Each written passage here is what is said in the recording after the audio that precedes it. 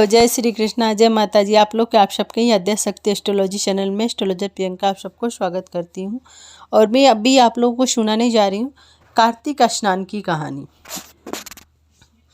एक घर में सास बहू बेटा ये तीन जाने थे।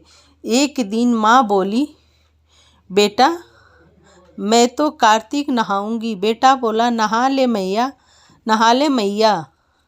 सो उसने अपनी मैया के लिए नारियल बूरा लाकर रख दिए और बहू से बोला कि मैया कार्तिक नहाएगी, सो उसके लिए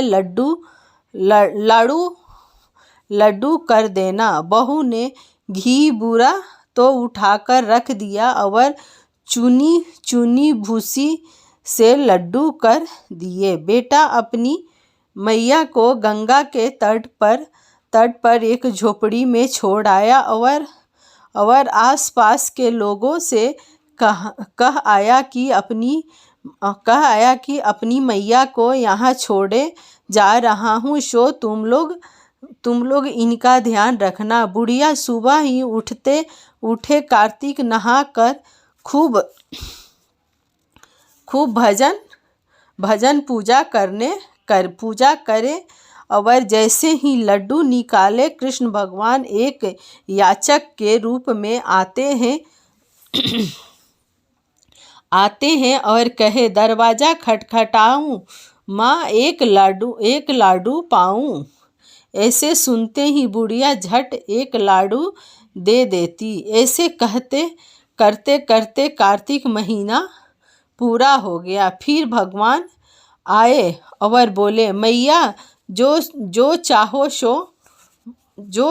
सो मांग लो, जो चाहो सो वरदान मांग ले। बुढ़िया बोली, मैं क्या मांगूं, मुझे कुछ नहीं चाहिए। ऐसा सुनकर भगवान ने झोपड़ी में एक लात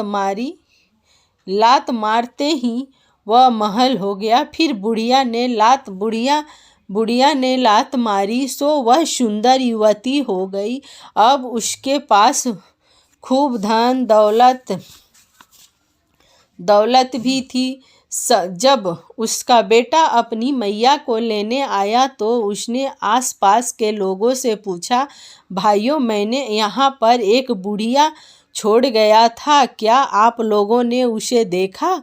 वो बोले वो अब सामने वाले महल में है। उसने वहाँ जाकर आवाज़ दी, मैया बाहरी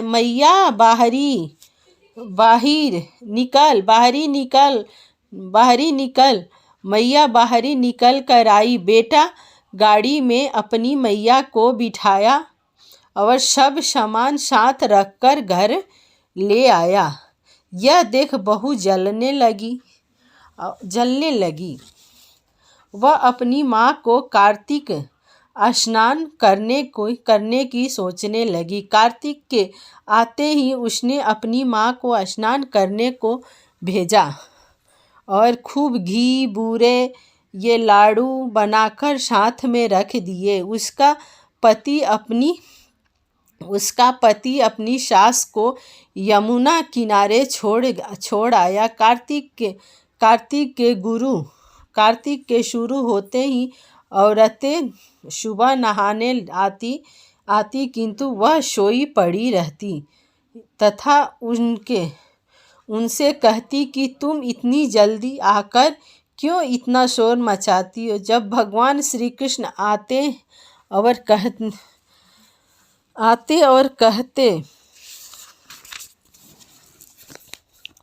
कहते झोली फैलाऊं, मैं एक लड्डू पाऊं।